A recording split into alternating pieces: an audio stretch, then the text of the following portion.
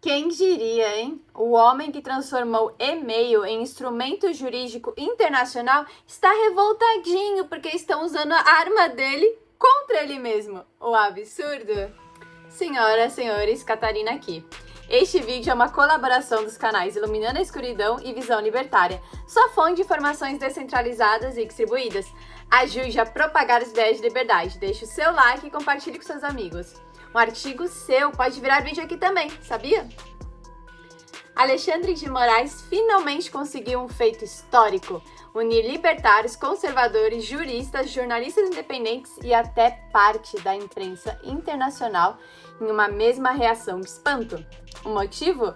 Um ministro do STF que passou anos mandando ordens para empresas americanas por e-mail, ignorando tratados internacionais e atropelando jurisdições estrangeiras, agora está revoltado porque foi citado por e-mail em um processo nos Estados Unidos. Sim, parece piada, mas é real. Tudo começou quando Moraes resolveu agir como xerife global da internet. O ministro enviou ordens diretamente para plataformas americanas exigindo remoção de contas e entregas de dados de cidadãos americanos e bloqueio de perfis hospedados nos Estados Unidos. E não estamos falando de brasileiros em território nacional, estamos falando de empresas americanas, usuários americanos e conteúdo protegido pela primeira emenda da Constituição dos Estados Unidos. E qual detalhe mais curioso? Moraes fez isso ignorando completamente os mecanismos formais previstos na Convenção de Haia, tratado internacional que regula a comunicação judicial entre países. Em vez de usar carta rogatória, cooperação internacional ou qualquer rito diplomático normal, ele mandou um e-mail bravo. Simples assim. E aí aconteceu algo que aparentemente o STF não imaginava. Os americanos resolveram reagir. A plataforma Rumble e a Trump Media, empresa ligada a Donald Trump, entraram com uma ação na justiça americana contra Alexandre de Moraes. O argumento é simples: um juiz brasileiro não pode impor censura dentro dos Estados Unidos, nem obrigar empresas americanas a violar a Constituição americana. Quem diria, hein? E aqui começa a parte mais humilhante dessa história. A Justiça dos Estados Unidos tentou citar Moraes formalmente pelos meios tradicionais, tentou seguir a Convenção de Haia, tentou fazer tudo certinho. Só que o STJ brasileiro simplesmente bloqueou a citação. Sim, bloquearam até o aviso de que existe um processo. Isso é tão absurdo que chamou a atenção até dos próprios americanos. Porque uma coisa é negar cumprimento de sentença, outra, completamente diferente, é impedir que alguém seja avisado de que está sendo processado. É como se o carteiro chegasse na sua casa com uma intimação e você dissesse: não quero receber, e esperar que pronto, magicamente vai deixar de existir o processo. Qual foi o resultado? A justiça americana concluiu que havia politização e obstrução do procedimento no Brasil e decidiu autorizar a citação por e-mail. Exatamente o mesmo método usado por Alexandre de Moraes contra as empresas americanas. O feitiço virou contra o feiticeiro e agora começa o desespero. Parte da imprensa brasileira começou a espalhar que Moraes poderia contestar a validade da citação, porque a Convenção de Haia não prevê notificação por e-mail. Só que a cara de pau é tão gigantesca que fica difícil comentar sem dar risada. Porque peraí, então quer dizer que citar empresas americanas por e-mail pode, tudo certo, mas citar Alexandre de Moraes por e-mail, aí não pode? Quer dizer que quando Moraes ignora tratado internacional, é defesa da democracia, mas quando fazem exatamente a mesma coisa com ele, aí vira violação jurídica? Olha o nível da hipocrisia. E tem mais, a justiça americana aplicou no caso um princípio jurídico conhecido como estoppel.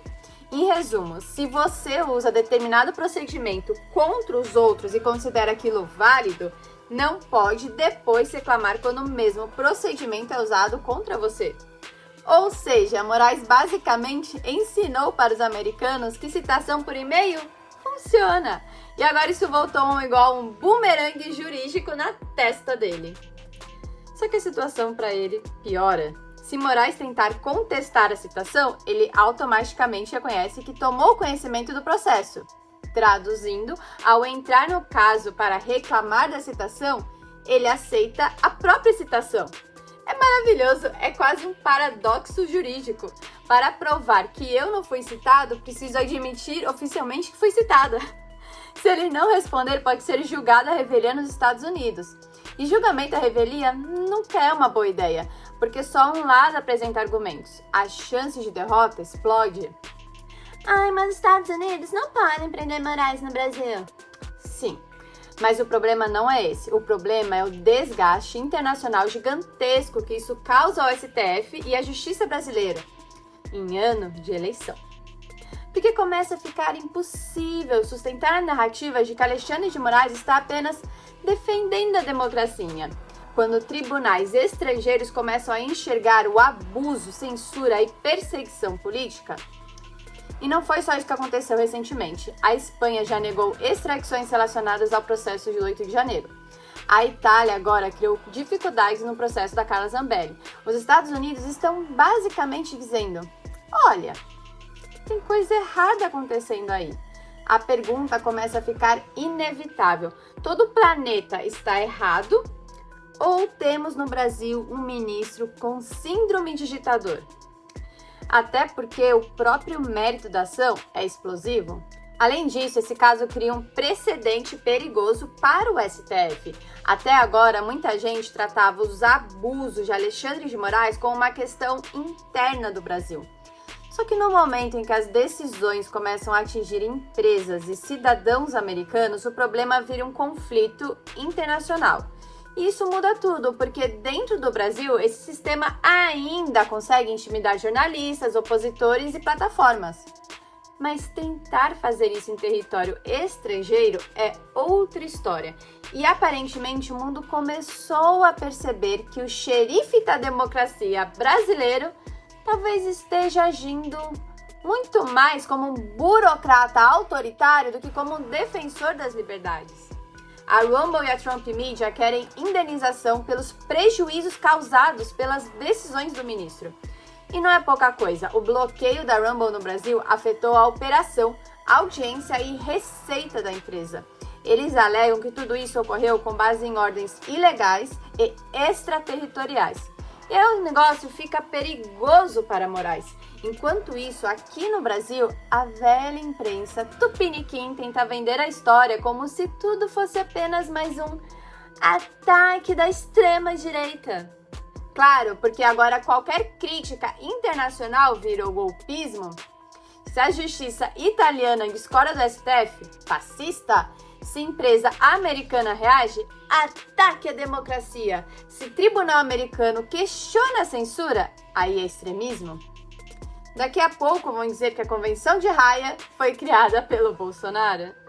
E o mais impressionante nessa história toda é perceber como Alexandre de Moraes foi longe demais na própria arrogância. O ministro começou acreditando que poderia agir como autoridade global da internet, atropelar jurisdição estrangeira, ignorar tratados internacionais e impor censura mundial, sem consequências. Só que o mundo real existe e fora da bolha da imprensa brasileira, dos editoriais emocionados da Globo News, existem tribunais, constituições e países que não aceitam tão facilmente esse tipo de comportamento. No fim das contas, a história toda expõe algo muito maior do que uma simples disputa judicial, expõe um delírio de poder de uma elite política e jurídica brasileira que passou tanto tempo sem oposição real e começou a acreditar que podia tudo. Mas agora descobriram uma coisa perigosa. O resto do mundo não é puxadinho do STF. E, ironicamente, depois de anos usando e-mail para censurar os outros, Alexandre de Moraes talvez tenha recebido a mensagem mais desconfortável da vida dele, justamente por e-mail, e sem a possibilidade de censurar os comentários. Obrigado pela audiência. Este é um canal colaborativo. Participe você também. Cadastre-se agora mesmo no nosso site visãolibertaria.com e envie seus artigos por lá. Os colaboradores recebem recompensa em Bitcoin. Inscreva-se no canal e clique no botão da campainha para ser avisado de novos vídeos. Até a próxima!